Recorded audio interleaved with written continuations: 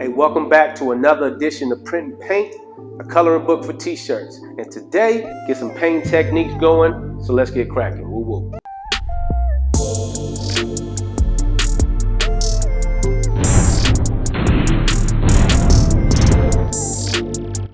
Right, so we finally here. We're ready to paint the t-shirt.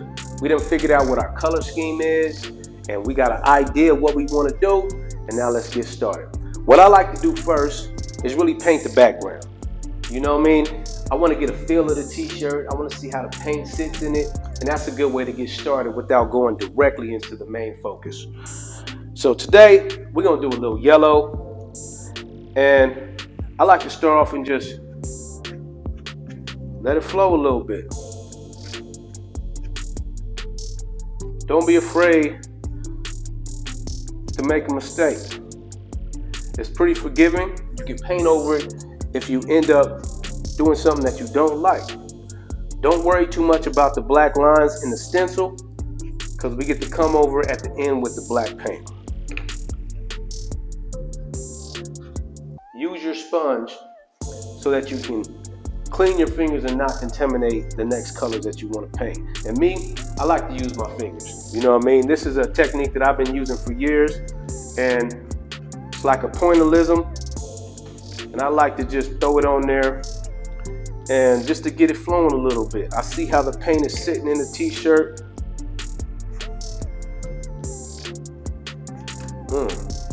Okay, let's go with some dots. Let's do a couple dots on here.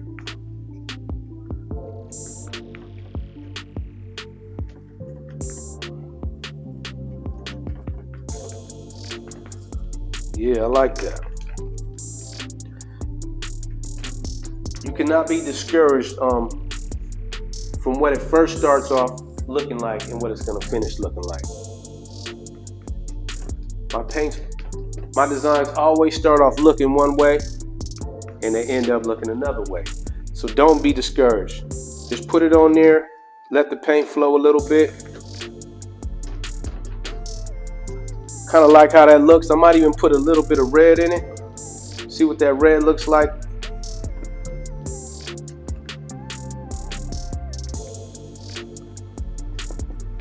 And you're just getting a feel of the t-shirt. You want to see how that paint sits on there. As you notice, I'm not rubbing the paint all the way in. I'm just kind of letting it sit on top. I'm giving it a little texture.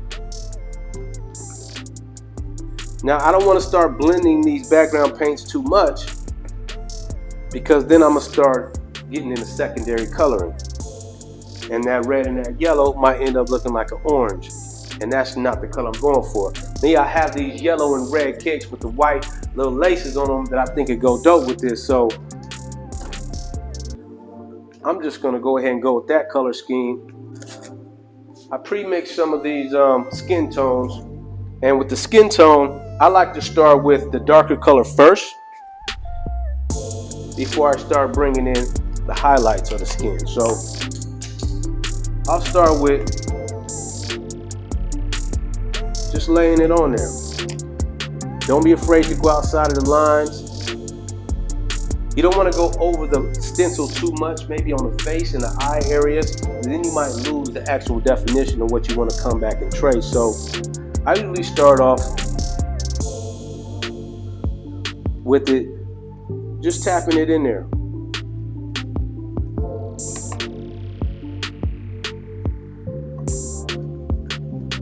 Yup. You want to step back a little bit.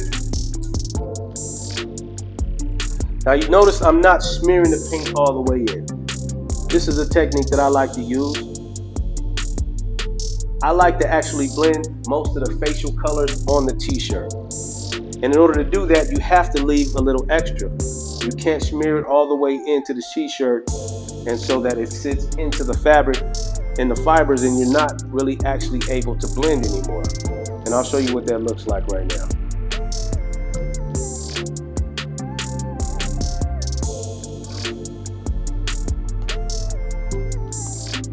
So you can mix right here on a piece of cardboard if you like.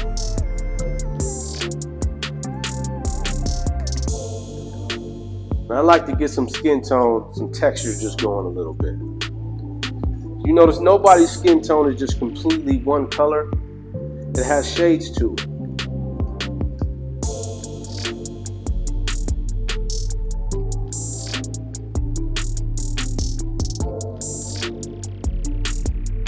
The most important part of this is really just get a nice coat of paint so you can start getting the idea and the image that you want to desire, the desired image, into focus. I want to get around the eyelids. I want to get around the eyelids.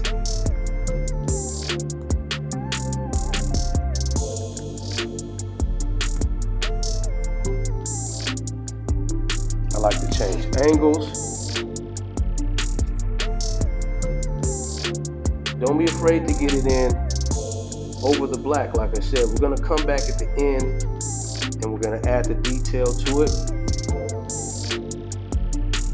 It's similar to a coloring book. When you start painting that coloring book, you always save that dark line when you trace over it for the ending, and that really pops it out. And it's not nothing different than this.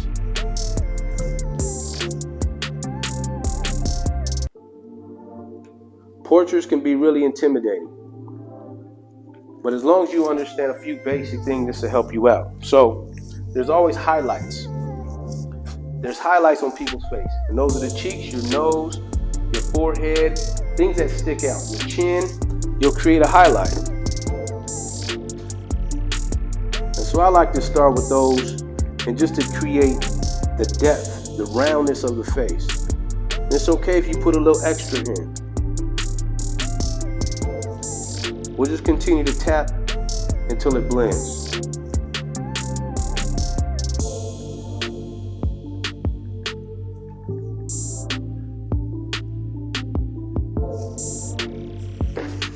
And we'll get up.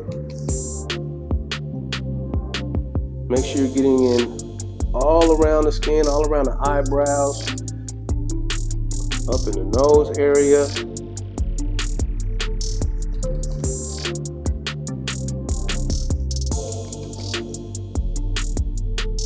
And I stick with that basics of trying to get the darker shade in there first, and then come back with some of the highlights of it.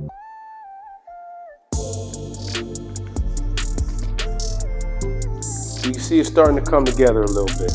Like I said, this is art. It doesn't have to look exactly like a picture. This is your interpretation. This is letting you be free with it. And I like to make mine look a little realistic. I've seen some really dope shirts at Print Paint where people just, go out on a whole psychedelic trip, and it looks nothing like a realistic photo, but it looks really dope. So don't be afraid to explore with your colors.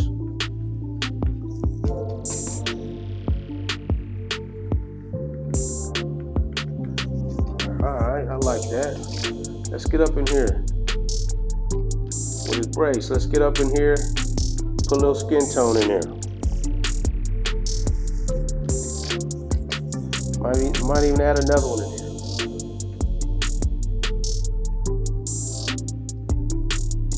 I like to save the eyes, lips, things like that for the last part.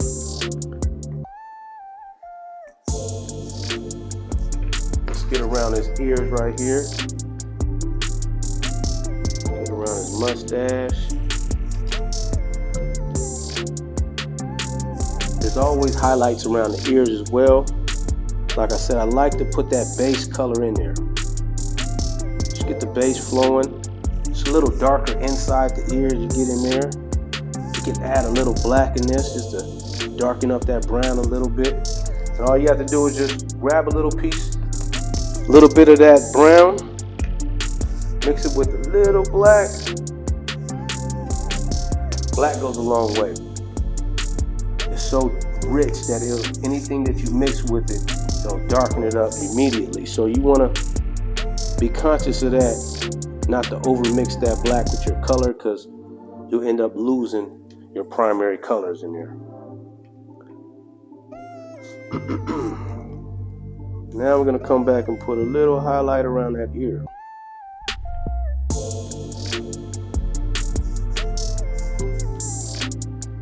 some of this earlobe right there. I'm not really concerned with his tattoos right now. I might come back with a 20 brush, and that allows me to put that detail back in the tattoo. But for now, I'm just really trying to get that skin tone right.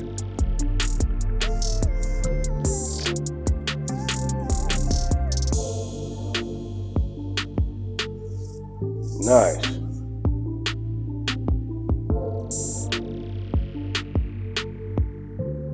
Yup.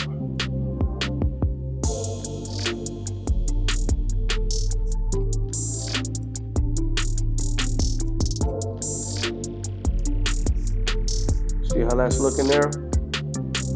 Get up here on his forehead good. As you can see, this paint goes a long way. You don't have to use a lot. I still have a lot of skin tone left. And it's important to know that you don't want to really cake the paint on the t-shirt. That makes it really unbreathable. It'll make it crack. And when we get done with this, we'll go over some washing techniques as well. It would be real easy just to leave the hair black. But like I said, everything has a highlight to it. Even if black hair is not completely black, when the light hits it, it gives it a certain shine to it. So I'm gonna come through and just dab. He has braids, and with the braids, if you know anything about hair, it's kind of knotted, it's braided together.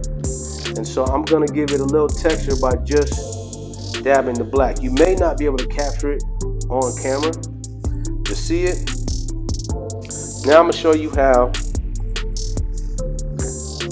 you bring the highlights out of that hair.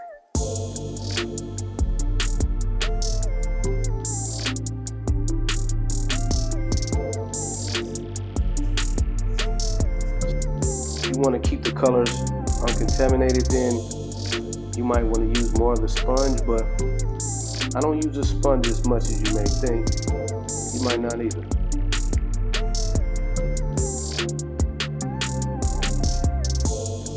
Now you bring out your brush. This brush, don't be afraid to trim the brush however you fit. Sometimes you might even put a little super glue at the base of the brush as the bristle start to make it harder. And then that'll act more like a marker rather than a brush. And sometimes that's a little easier to use. But for this, I'm just gonna keep it as it is. I actually do like to trim the brush a little bit, the more detail I get, but this is gonna work. And this is a technique I like to do. I like to brace my hand. Maybe make sure you're not touching the part of the t-shirt that you painted already, but get a little brace and that stabilizes your hand as you paint.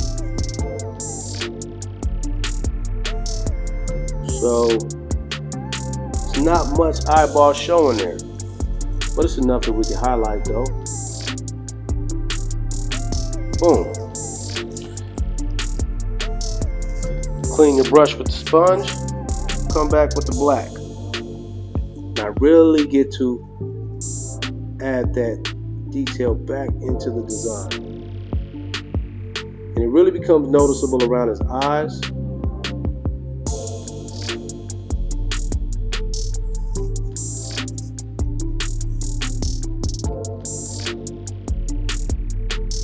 And little lashes on there. Not much. We can come back and hit his eyebrow. As Bob Ross said, there's no mistakes, just happy accidents. Woo. Now I think we want to just do some lips. Not gonna lie, getting that lip color sometimes can be difficult. So I'm gonna mix this right here so we can see exactly where to do it. So I like to go with a little bit of the darker skin tone that we use. And then I want to mix a little bit of red in there. You can see that. And you want to let it sit. Might need a little more red. So it's gonna be a little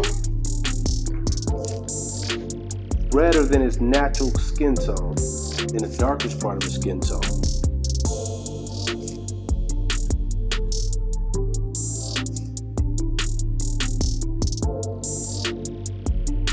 And it's not much. And if you feel like the color's not exactly how you want it, don't worry about it. We could always cover it up. And then I'll come back with that lighter color of the skin tone that we're using.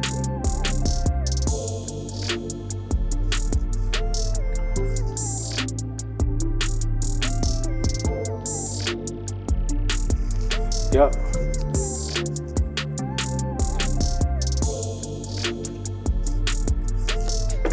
Then I'll use the white.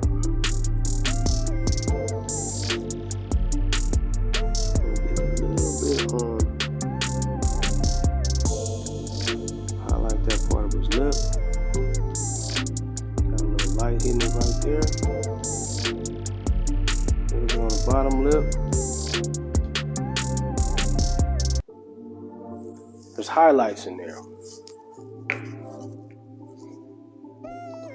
Never forget the highlights.